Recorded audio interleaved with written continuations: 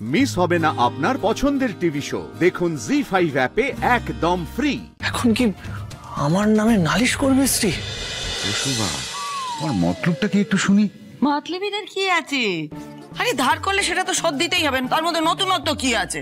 কিচ্ছু না। আর এটা তো আমি নিজে থেকে কাউকে রান্না করে খাওয়াচ্ছি, কেন খাওয়াচ্ছি, কিসের জন্য খাওয়াচ্ছি, তার তো কারো এটা তুমি বুঝবে না। ওসব তোমার তো কাজকর্ম কিছু নেই, ঘরে বসে বসে তুমি খবরের কাগজ পড়ো।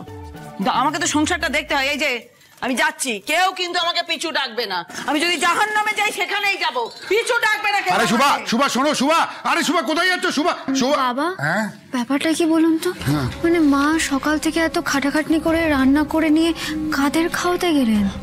আমিও বুঝতে পারছি না ক্যাপ্টেন, মানে তোমার মার সাথে এত বছর ধরে সংসার করছি আমি, আজকাল না তোমার মায়ের মনে কি চলছে আমি কিচ্ছু বুঝতে পারছি না।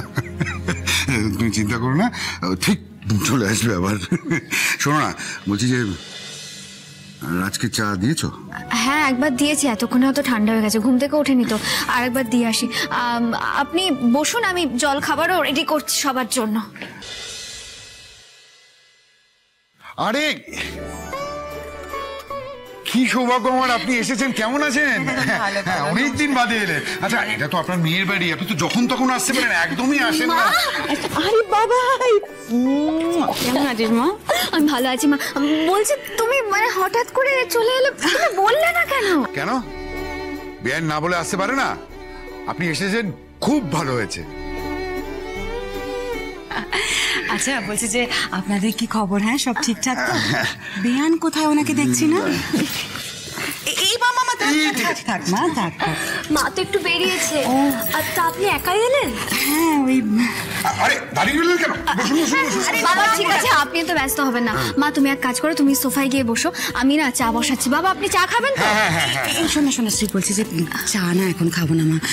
বলছি যে রাজ কোথায় রে? অফিসে? না, অফিসে না, বাড়িতেই আছে। বেআইন আপনি খুব ভালো দিনে এসেছেন, আপনার জামাইয়ের সাথে দেখা হয়ে যাবে। রাজ এখনো ঘুমোচ্ছে, ঘুম থেকেই ওঠেনি। কাজ করে ক্লান্ত হয়ে গেছে বোধহয়। অসুবিধা নেই। এই শোন না শ্রী, বলছিলাম যে আমাকে একবার তোর ঘরে নিয়ে যাবে, তোর সাথে একটু কথা ছিল। হ্যাঁ আচ্ছা, দাঁড়ো, ঘরে যাচ্ছি, দাঁড়ো। তুলি শোনো না, তুমি একটু চা বসাও না। বাবা আমি না মাকে নিয়ে একটু ঘরে যাচ্ছি। আপনি খাবারটা খেয়ে ঠান্ডা হয়ে যাবে। এই নাও, সব সাজিয়ে দিয়েছি, খাও, সব খেতে হবে।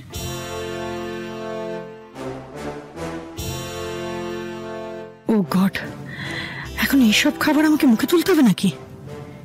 এই খাবার তো আমার বাড়ির কাজের লোকও খাবে না, আমি এই খাবার মুখে তুলবো কি করে? কি হলো, কি ভাবছো? হ্যাঁ, লোভ হচ্ছে? হ্যাঁ, কোনটা আগে খাবে? না না আন্টি, এতগুলো খাবার একসাথে। আরে এতগুলো খাবার কি, তুমি এত লম্বা মেয়ে, তুমি পারবে না? তুমি ঠিক পারবে না, খেয়ে নাও। বুঝতে পেরেছি, লজ্জা পাচ্ছ তাই না? আচ্ছা ঠিক আছে, আমি মুখ ঘুরিয়ে থাকলাম, নাও খেয়ে নাও। তা নয়, আসলে আমি একটু আগেই খাবার খেয়েছি। না, আমি ওরম কোনো কথা শুনবো না, তোমাকে খেতেই হবে, খেয়ে নাও। কিন্তু এত খাবার আমি খেতে পারবো না। কষ্ট করে রান্না করে এনেছি, তুমি খেতে হবে, আমি কোনো কথা শুনবো না, খেতে হবে তোমাকে। আচ্ছা আচ্ছা ঠিক আছে।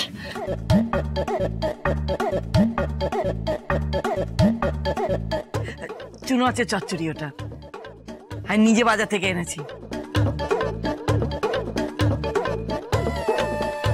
খা খা খা খা।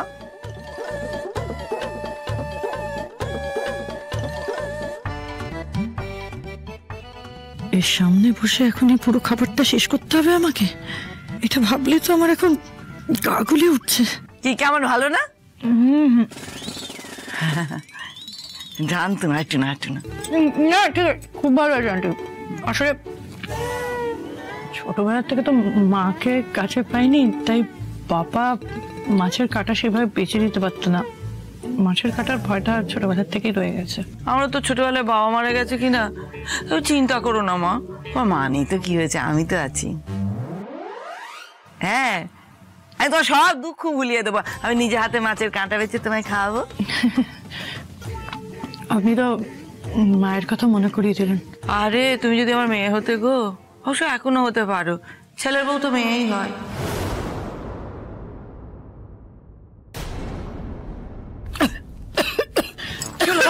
কি হলো কি হলো? জলদি কোন অলক্ষণে অপয়া মেয়ে যে তোমার নাম নিল কে জানে? কোন অলক্ষণে নাম নিয়েছে? চল খাও হ্যাঁ খাও।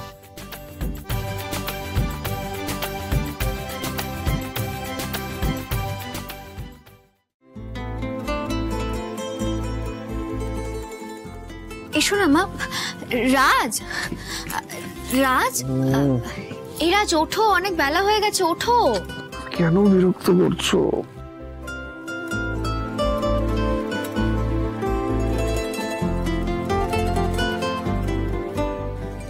রাজ, মা এসেছে আমাদের সঙ্গে দেখা করতে, ওঠো।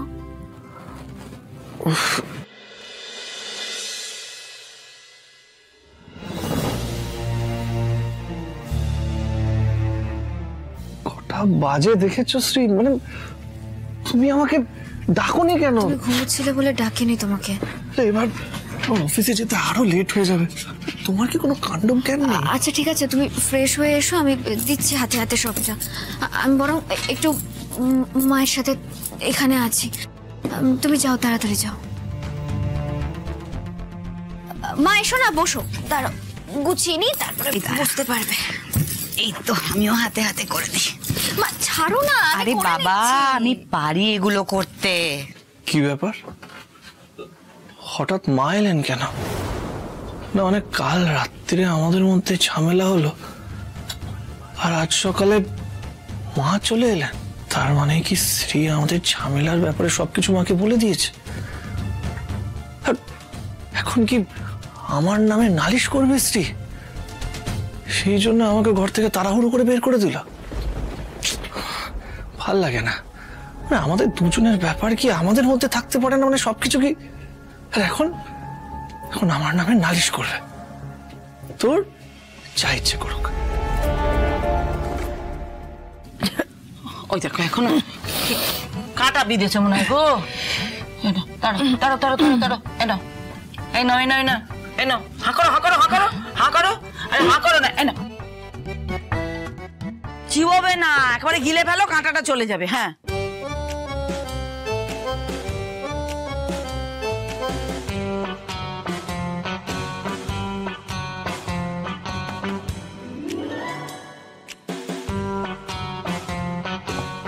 বাবা, ও মনে হলো ঘরে থেকে যেন কিছু একটা নামলো। যাক বাবা, তোমার গলার কাঁটাটা তাহলে নামলো। মরণ, গলায় কাঁটা আটকাবার সময় পেল না, সবে রাজের সঙ্গে বিয়ের কথাটা তুলছিল আর অমনি এই গলার কাঁটাটা তো নেবে গেল। এখন আপনাদের বাড়িতে আমার যে গলার কাঁটাটা রয়েছে সেটা নামানোর ব্যবস্থা করতে হবে। জি5 ডাউনলোড করুন আর সব এপিসোড দেখুন একদম ফ্রি।